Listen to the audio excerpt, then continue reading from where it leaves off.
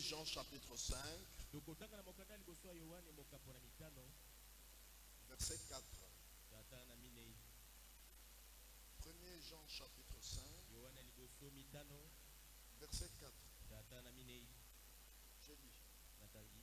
Parce que Dieu triomphe du monde, et la victoire qui triomphe du monde, c'est notre foi.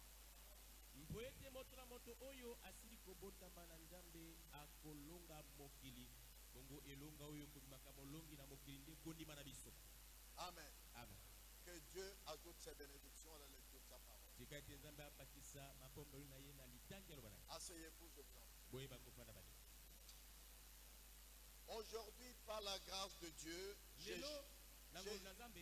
j'ai choisi comme texte à partager ensemble. La foi, c'est notre victoire. Eh bien, ce sont des paroles aussi merveilleuses. Notre foi, c'est la victoire. Et en parlant de la victoire par la foi, lisons dans la Bible ceux qui ont vaincu par la foi. Dans Hébreux 11,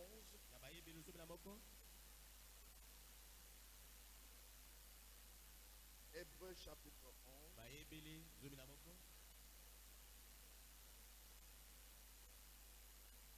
verset 32 jusqu'à 30.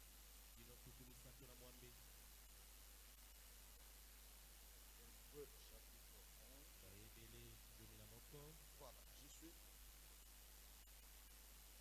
Et que dirais-je encore? Car le temps me manquerait pour parler de Gédéon, de Barak, de Samson, de Jephthé, David, de Samuel et des prophètes. Naloba makambo mosusu nini jambi tango ejangeli ngai osolola makambo na Gedeona na Balaka na Samasona na Yefeta na Dawidi na Samuele na basakoli qui par la foi vainquirent des royaumes, exercèrent la justice, obtinrent des promesses, fermèrent la gueule des lions. ba oyo bakitisi makonji po na kodima basalaki na boyenge bene bajui bilaka bajipi minoko na bakosi Éteignirent la puissance du feu, échappèrent aux tranchants de l'épée, guérirent de leurs maladies, furent vaillants à la guerre, mirent en fuite des armées étrangères. bajimisi nguya na moto bakimisi mopotu na mopanga bakembisi sami kati na bolembu bajui makasi kati na etumba bakimisi bibele na bapaya. Maintenant écoutez, Ikaboyoka. des femmes, même des femmes recouvrèrent leur mort par la résurrection, d'autres furent livrés au tourment et n'acceptèrent point de délivrance afin d'obtenir une meilleure résurrection. Basi bajwaki bakufi na bango mpo na lisekwa bamosusu babetami makasi baboyi kokangwa ete bajwa lisekwa lileki malamu. La foi, c'est un vainqueur. Kondima ezali molongi. La foi, c'est un triomphateur. Kondima ezali moto aza kobima molongi. La foi, ce n'est pas seulement un pacificateur, mais elle triomphe. Kondima ezali kaka moto aza koyesa kimia te kati alonga. La foi, c'est la victoire qui triomphe du monde. Kondima ezali elongo kondima ka e molongi na mokili. Mais vous direz, que fait-elle la foi? Kasi bokoloba ete kondima ezali nini? La foi doit conquérir. Ezengeli kondima elonga aibotola. Car conquérir et la victoire, c'est la même chose. Jambi kobotola pe e kondima ezali eloko moko. Conquérir signifie Kobotola ni koloba. battre, Kobundisa. l'emporter sur, Kolonga likrona. mettre le menotte à, Kokangisa singa maboko. jeter en prison. Kobwaka na boloko. Voici un exemple. Botala ndakisa moko yango. Cela signifie que Yango ni koloba ete. le péché qui a une fois dominé sur vous, Suko yo mbala moko dondo kalikona yo. maintenant vous dominez sur le péché. Sikawa oko dondo alikona lisu. Cela signifie que Yango ni koloba ete. vous avez triomphé de cela. Yo longi yango. Vous avez vaincu de cela. Obimi molongi na yango. Vous êtes plus grand que cela. ozali monene koleka yango. Car la foi c'est la victoire Jambi kondima ezali elonga. qui triomphe de chaque malédiction du diable. Kondima molongi na elakela ndenge moko na diable. La foi c'est la victoire. Kondima ezali elonga. Vous qui avez été un ivrogne, Yo moto ozalaka molamu makala. un esclave du whisky ou de la bière, Mowutu na whisky to masanga. vous c'est alors le maître de cela. Na ntango oyo kozoma sikoyo kolo na yango. Ce vieux démon d'alcool Molimo mabeka na oyo qui komema vous masanga. faisait boire, Ozalaki komekisa masanga. et était votre maître, Azalaki kokamba yo. vous disiez, Ozalaki koloba. je ne peux pas abandonner de toi. Je ne peux pas abandonner de toi. Mais quand vous recevez la foi, je ne veux pas dire une foi de foi. Mais quand vous recevez une foi réelle,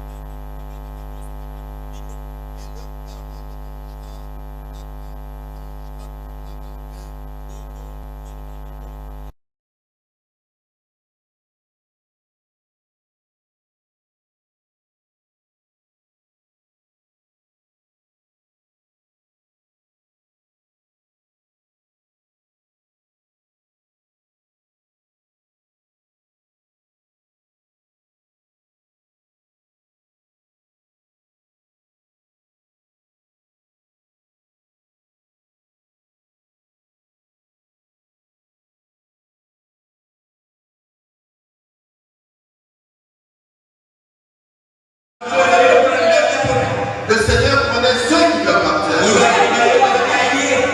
Amen. Comment est-ce que la foi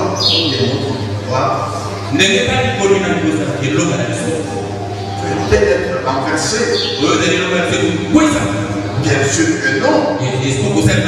Nous voyons que la Bible nous parle dans ce passage biblique que nous avons lu de deux choses. La première chose, elle nous parle de ce qui renverse la foi. La deuxième chose, c'est le solide fondement de Dieu qui reste debout. Frères et sœurs, bien des gens manquent de saisir ce que représente exactement la foi. Ils manquent de saisir ce que représente la foi sincère dont l'apôtre Paul parle dans 2 Timothée chapitre 1 verset 5.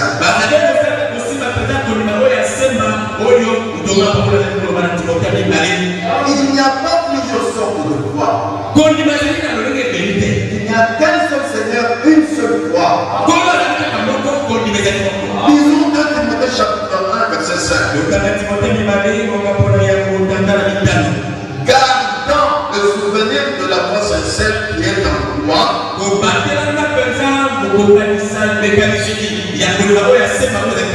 habita d'abord dans mon arrière Loïs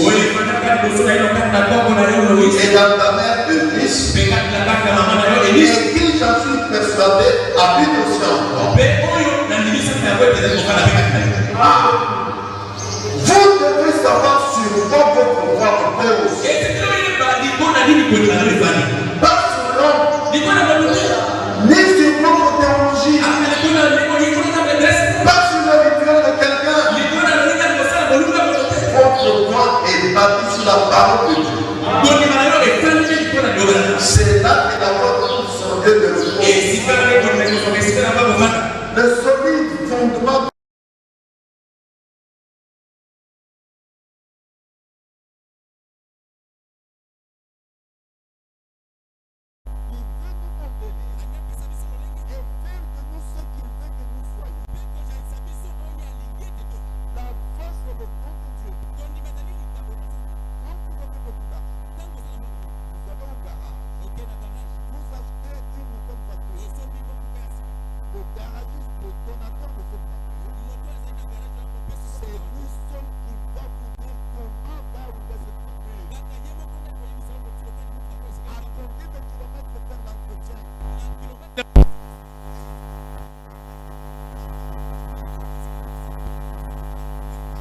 C'est le don de Dieu. Et Dieu veut nous modeler et faire de nous ce qu'il veut que nous soyons. Et Dieu, avant de faire quoi que ce soit, il fait toujours des préparatifs. Regardez quand il voulait faire sortir le peuple d'Israël d'Égypte. Quand il a envoyé Moïse, Moïse a dit: mais ils ne me croiront pas. Ils diront que Dieu ne t'a pas envoyé. C'est écrit en Exode 4, verset 1 à 5. Alors Dieu a préparé Moïse. Dieu a préparé Moïse. Il lui a dit: qu'as-tu en main? Moïse a dit: une verge. Il a dit: jette ça à terre. Quand Moïse a jeté à terre, la verge est devenue un serpent. Moïse fuyait devant le serpent. Dieu lui dit: prends le serpent par la queue. Moïse a obéi totalement à Dieu en prenant le serpent par la queue. C'est redevenu la verge. C'est Dieu qui prépare ceux qui marchent dans la foi. C'est Dieu qui a préparé Moïse. Il a dit: voilà, c'est ce que tu feras devant le peuple d'Israël. Alors ils sont certains que c'est moi qui t'ai envoyé. C'est Dieu qui a fait des préparatifs pour Noé. Avant le déluge, il lui a dit: fais-toi une arche de bois. Frères et sœurs, La préparation de Dieu pour la délivrance est complètement ridicule à la pensée de l'homme naturel. Regardez ce que Dieu avait dit à Abraham, notre père dans la foi. Lisons en Genèse 18, verset 19. Genèse 18, verset 19. Je lis. Car je l'ai choisi, afin qu'il ordonne à ses fils et à sa maison, après lui de garder la voie de l'Éternel, en pratiquant la droiture et la justice, et qu'ainsi l'Éternel accomplisse en faveur d'Abraham les promesses qu'il lui a faites.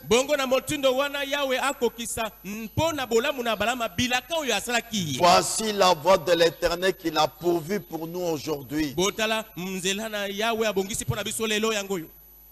Alors ceux qui ont la foi, au lieu de dire à Dieu, Seigneur, montre-moi ta voie. C'est ce qui est écrit dans les psaumes.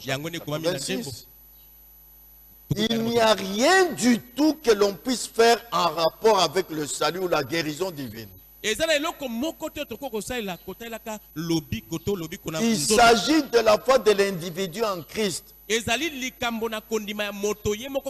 Remarquez dans la Bible, Jésus dit, ta foi t'a sauvé. Ta foi t'a guéri. Maintenant, écoutez bien. La préparation de Dieu pour la délivrance. Pour élever cette foi en Christ, il y a des prédicateurs. Dieu le veut ainsi. Dieu le veut ainsi. Un prédicateur envoyé par Dieu, c'est la chose la plus importante. Ah, écoutez, vous allez dire, mais là, frère Kanda commence à faire des éloges aux prédicateurs. Non, mon frère vient lire ici. Cela nous est révélé par le messager de notre temps. Je vois que tu es prophète. Au paragraphe 9, tu lis ça et ceci et tu t'arrêtes là. Oh, bon, tu parles juste que c'est le don le plus merveilleux. Ouais. Ou alors, oui. Vas-y. Je lis l'application, je vois que tu es prophète. À la page 4. Alors voyez, il n'y a rien du tout que l'on puisse faire en rapport avec le salut ou la guérison divine. Il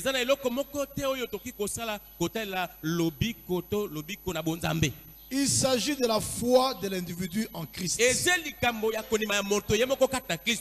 Eh bien, pour élever cette foi en Christ, il y a des prédicateurs. C'est la chose la plus importante aujourd'hui. Un bon prédicateur envoyé par Dieu. J'apprécie ça. Et leur don est de loin plus que n'importe quoi qui peut être fait d'autre. C'est un prédicateur. Un homme qui sait dispenser correctement la parole de Dieu. C'est le don le plus merveilleux qu'il y a au monde. C'est lui d'être un prédicateur. Alors, frères et sœurs, voici ce que beaucoup de ceux qui ont cru oublient.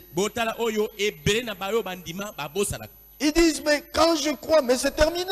Je vais à l'église, je ne bois plus, je ne fume plus, je m'habille d'une manière biblique. Non, ce n'est pas tout. Ce n'est pas tout. Il y a deux choses. La première est que Dieu, le donateur de la foi, doit confirmer la foi que tu as. Ah. Et de deux, Ta foi doit être élevée. Si Dieu ne doit pas confirmer ta foi, si seulement croire et aller à l'église, être sauvé, ça suffit, alors le diable est sauvé. Parce que nous lisons dans Jacques. Jacques chapitre 2.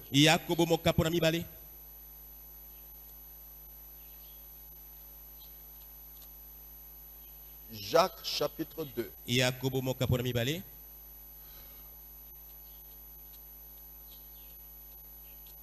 Attendez, voilà, je suis. Verset 19. Tu crois qu'il y a un seul Dieu, tu fais bien. Les démons le croient aussi et ils tremblent.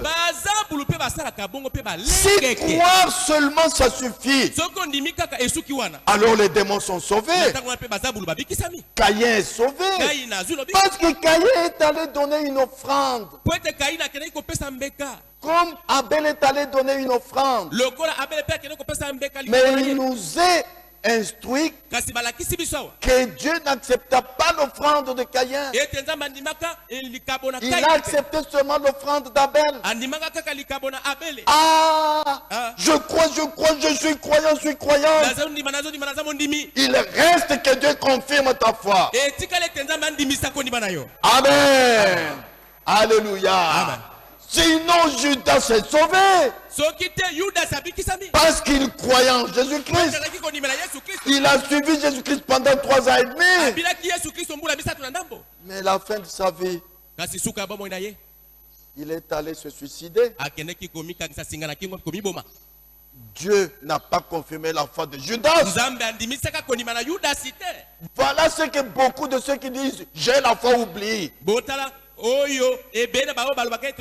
la deuxième chose, il faut que ta foi en Christ soit élevée. Et pour cela, il y a des prédicateurs. Un prédicateur envoyé par Dieu, c'est la chose la plus importante aujourd'hui. Le prédicateur ne peut pas vous sauver.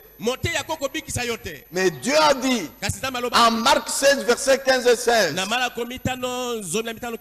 allez prêcher la bonne nouvelle à toute la création. Celui qui croira, amen, sera sauvé. Le prédicateur ne peut pas vous sauver. Non. Mais la parole que le prédicateur prêche préparera vos cœurs. Parce que Jésus a dit, il a dit à ses disciples qui allaient prêcher, celui qui vous écoute m'écoute. Et voilà ce que la prédication prêchée par le prédicateur fait. Elle prépare vos cœurs. C'est pourquoi nous lisons dans 2 Corinthiens chapitre 7 verset 2. 2 Corinthiens chapitre 7 verset 2. Donnez-nous une place dans vos cœurs. Le prédicateur ne vous demande pas de lui donner vos oreilles. Non. Donnez-nous une place dans vos cœurs, là à l'intérieur. Amen. Amen. La parole prêchée par le prédicateur envoyé par Dieu préparera vos cœurs. Alors l'Esprit descendra et confirmera cette parole qui a été prêchée par des miracles et des prodiges révélant tout aux gens. Oui, il est écrit en Marc 16, 17, 18, voici les miracles qui accompagneront ceux qui auront cru. Alléluia. Mais comment est-ce qu'aujourd'hui nos assemblées sont froides?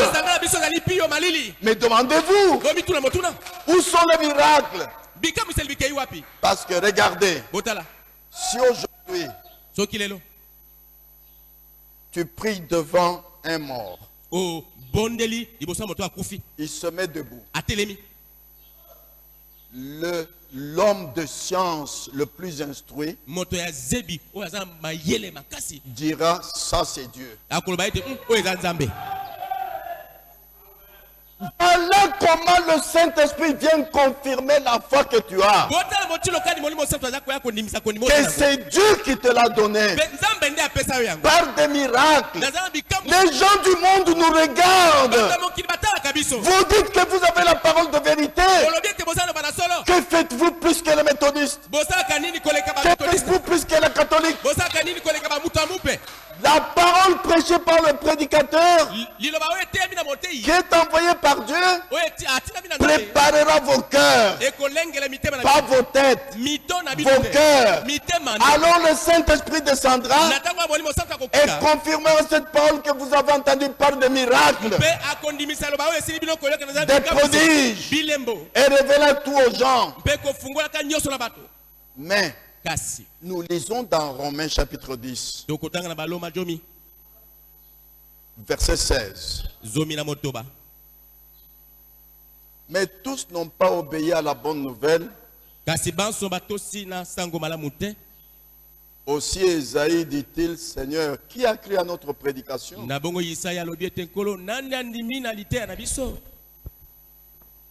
Je vous ai dit que Dieu a sa façon de préparer le croyant pour la délivrance. Mais le problème c'est que beaucoup veulent se préparer eux-mêmes. Ça c'est ce que l'homme a toujours fait. Regardez au commencement. Quand l'homme est entré dans le péché, il est allé se faire des feuilles de figuier pour cacher sa nudité. Il a essayé de se préparer lui-même parce qu'il a mangé l'arbre de la connaissance. C'est la même chose aujourd'hui. La foi, ce n'est pas la connaissance. Jésus a dit en Jean 5, 19, le Fils ne peut rien faire de lui-même. Il ne fait que ce qu'il va faire au Père et il le fait pareillement. Le Fils attendait toujours que Dieu lui révèle ce qu'il doit faire. Mais aujourd'hui, à cause de l'arbre de la connaissance, l'homme veut faire ce qu'il veut avec les Écritures. Il y en a qui disent, écoute, viens, on va à l'hôpital, prier pour les malades. Non. Est-ce que Dieu vous a envoyé?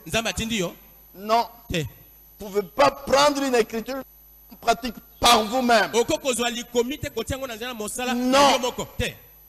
Jésus a dit, sans moi, vous ne pouvez rien faire. Dieu a sa façon de faire la préparation pour la délivrance. Mais les gens ne veulent pas écouter les prédicateurs envoyés par Dieu. Ils disent, pourquoi aller au culte tous les jours? Mais j'ai déjà cru. Je ne vais plus au bar. Je ne vais plus dans les boîtes de nuit. Je ne danse plus. Je ne fume plus. Je ne mets plus de mini-jupe. Mais qu'est-ce qu'il y a encore? Il y a que quand vous n'allez pas écouter le prédicateur tous les cultes, vous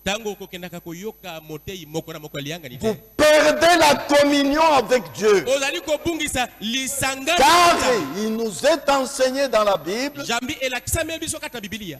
où 2 ou 3 sont assemblés au nom, je suis parmi eux. Dieu n'a pas dit, quand tu as cru, reste chez toi et écoutez les bandes de prédication, je serai avec toi. Non. Regardez Moïse. D'ailleurs, je reviendrai là-dessus avec cette prédication. Moïse, le grand serviteur, quand il avait tué un Égyptien et Pharaon voulait le tuer, Moïse a fui en Égypte. Lisez bien la Bible. Quand Moïse est resté en Éthiopie 40 ans, sa vie était un échec. Il avait quitté la communion avec Dieu. Pendant les 40 ans, Dieu n'a rien fait dans la vie de Moïse. Il n'y a eu aucun miracle, aucune puissance manifestée. La vie de Moïse en tant que croyant était un échec. Alors quand vous venez écouter le prédicateur, vous gardez la communion avec Dieu. Quand vous venez écouter le prédicateur, vous avez la nourriture spirituelle pour votre âme. Jésus a dit, si vous ne croyez pas quand je vous ai parlé des choses terrestres, quand croirez-vous quand je vous parlerai des choses célestes? Dans les choses terrestres, si tu ne manges plus, tu seras heureux, n'est-ce pas? Tu vas maigrir. Tu n'auras plus beaucoup de force. Spirituellement aussi. Si tu ne viens pas écouter le prédicateur à chaque culte, tu n'as pas la nourriture spirituelle. Ta foi ne peut pas être élevée. Il n'y aura pas de miracle dans ta vie. Tu seras un croyant de nom. Dieu ne va pas confirmer ta foi. Et 40 ans Moïse en Éthiopie, Dieu n'a pas confirmé la foi de Moïse. Lisez bien la Bible. Parce que Moïse avait quitté l'assemblée d'Israël. Amen. Maintenant, les gens disent, mais pourquoi aller toujours écouter les prédicateurs? C'est pour obéir à Dieu en suivant sa voix. Sa voix par laquelle il prépare le croyant pour la délivrance. C'est Dieu qui prépare le croyant. Pas l'église. Pas le prédicateur. Pas un frère qui te donne des instructions bibliques. Ce frère-là, quand il me parle, je comprends mieux ce qui a été prêché. Ce n'est pas cela la foi. Personne ne peut te donner des instructions. Personne ne peut te faire comprendre. Si ce n'est Dieu lui-même par ta foi. Et soyez certains que, regardez comment nous allons terminer. Soyez certains que, quand vous avez la foi, vous avez la victoire. Tu ne vas douter devant rien. Que ce soit devant un médecin, que ce soit devant le feu, même si tu es dans un avion, il commence à faire crash, tu ne vas pas faire comme les autres. Non, tu vas dire seulement Jésus-Christ. Et ta foi est la victoire. Écoutez bien comment nous allons terminer. Quand vous avez la foi, vous avez la victoire. La foi, c'est la victoire. Ce que je vais vous dire est tellement profond que vous allez dire, frère, quand viens nous donner ses connaissances du message. Non, je vais vous dire ce que le prophète a dit.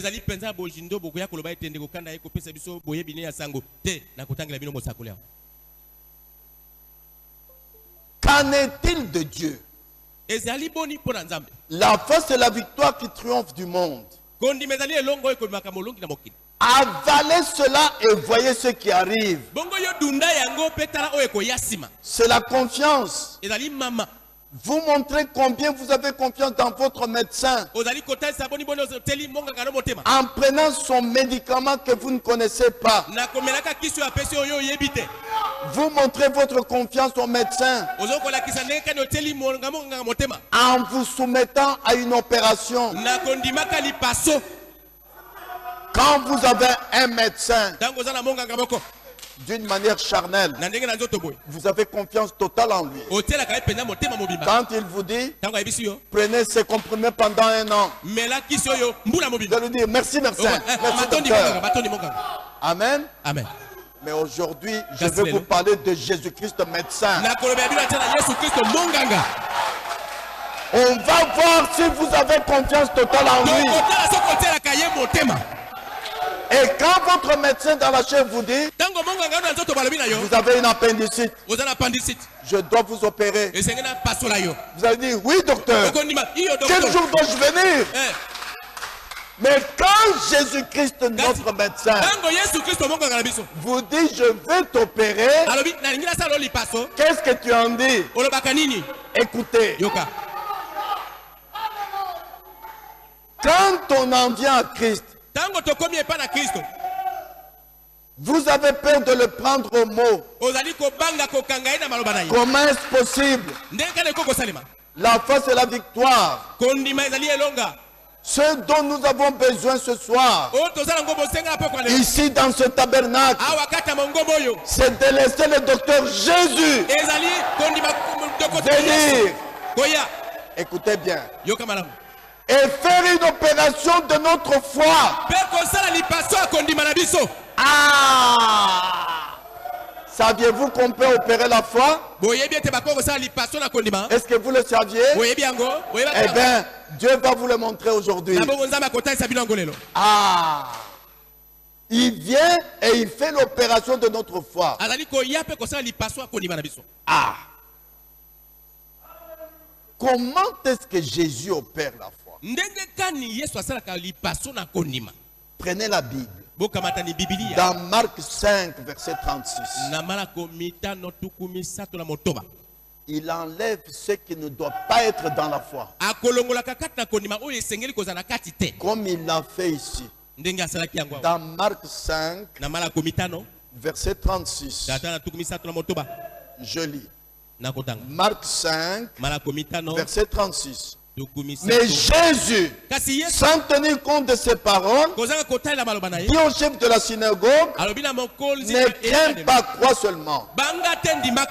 Le chef de la synagogue était allé vers Jésus pour lui dire, ma fille est près de mourir. S'il te plaît, viens chez moi pour prier pour elle. Et entre-temps, un autre malade est venu. Une femme qui perdait le sang.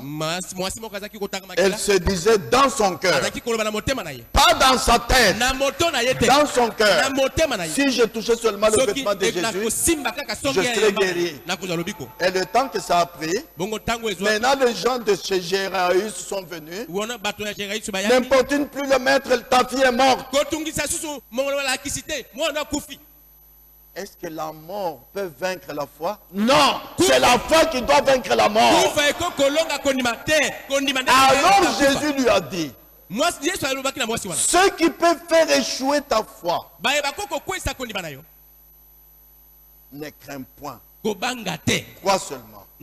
Jésus peut opérer ta foi et enlever le doute. Jésus peut opérer ta foi et enlever la crainte. Enlever le péché. Alors ta foi sera une victoire toujours. Ah. Écoutez au paragraphe 36.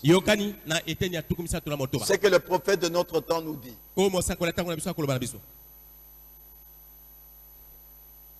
Mais vous savez que Pierre avait péché toute la nuit sans attraper de poisson. Or, il était l'un des meilleurs pêcheurs de la région. Et le matin, Jésus passa par là pour pêcher la parole.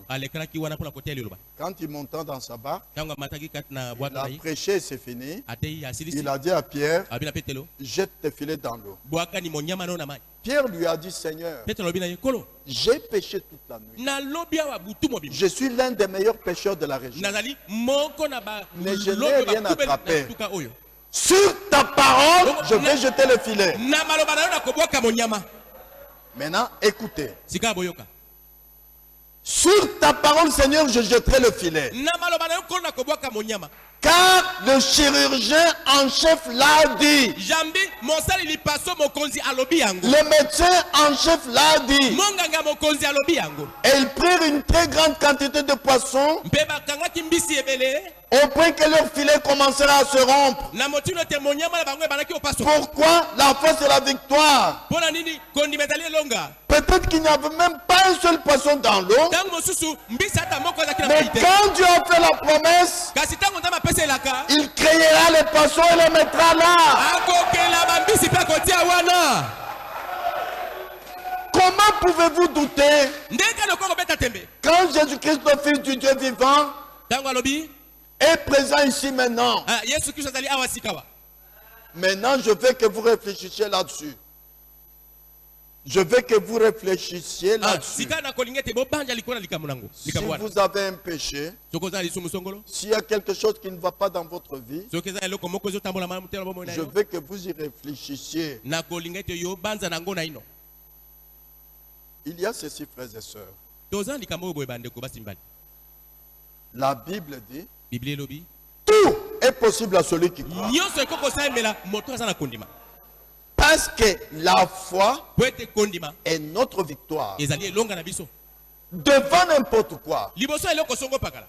Mais la Bible dit, ce que tu crains, c'est ce qui t'arrive. Mais il y a le docteur Jésus qui enlève la crainte. Et ta foi te donnera toujours la victoire devant n'importe quoi. Amen. Amen. Ayez confiance en votre médecin Jésus-Christ. Il est un bon chirurgien. Il peut opérer ta foi et enlever ce qui empêche ta foi de te donner la victoire. Alléluia. Amen.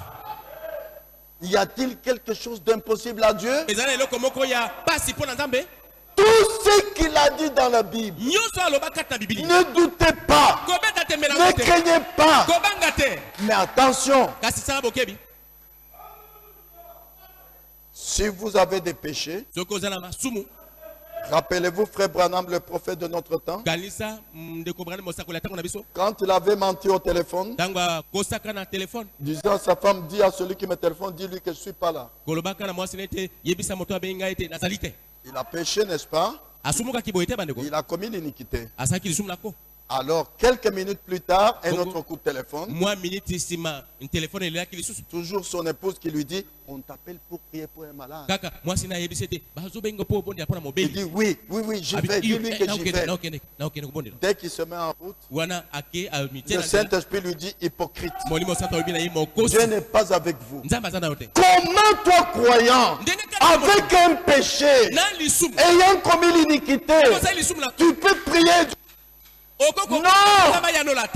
Non, il faut d'abord retourner chez Jésus, le médecin, opérer ta foi et enlever le péché. C'est ce que le médecin a fait. Il lui a dit, va d'abord arranger chez l'homme que tu as menti. Frère Branham est rentré. Il est allé voir cette personne. Pardonne-moi, je t'ai menti que je n'étais pas là, j'étais là. Alors, sa foi a été opérée. L'iniquité a été enlevée. Alors il pouvait aller prier pour le malade. Alléluia. Amen. Voilà ce que nous oublions. Avec la foi, tu es toujours vainqueur. Mais n'oublie pas que Dieu nous a donné un médecin qui peut opérer notre foi. Parce qu'on ne peut être sauvé qu'une seule fois. Et celui qui est sauvé ne peut plus être perdu. Mais quant à ce que ta foi fait, parce que la foi sans les œuvres est morte. Quant aux œuvres que ta foi doit manifester, pas quand tu as commis l'iniquité. Alléluia. Amen. C'est pourquoi nous allons terminer comme ceci. Il y a des gens qui vivent dans une grande famille. Tu ne peux pas sauver ta femme. Tu ne peux pas sauver tes enfants. Tu Tu peux être un bon croyant, mais ta fille est en mini-jupe. Même si tu pries beaucoup pour elle, ça dépend de sa foi. Jésus a dit, ta foi t'a sauvé. Pas tes parents qui sont croyants t'ont sauvé. Non. Alors, toi, tu ne peux pas sauver ta famille. Mais Jésus a donné un seul moyen. Allez prêcher la bonne nouvelle à toute la création. Le prédicateur envoyé par Dieu a le pouvoir de vous montrer le sauveur, de vous montrer les guérisseurs, de faire élever la foi. C'est pourquoi vous avez vu Corneille. Du coup, il quitte la vie du monde, il écoute une prédication. Avant d'être baptisé, il reçoit le baptême du Saint-Esprit. Parce qu'il a écouté un prédicateur. Alléluia. Amen. Et si votre enfant ne croit pas, ne le maltraitez pas. Tu n'y peux rien.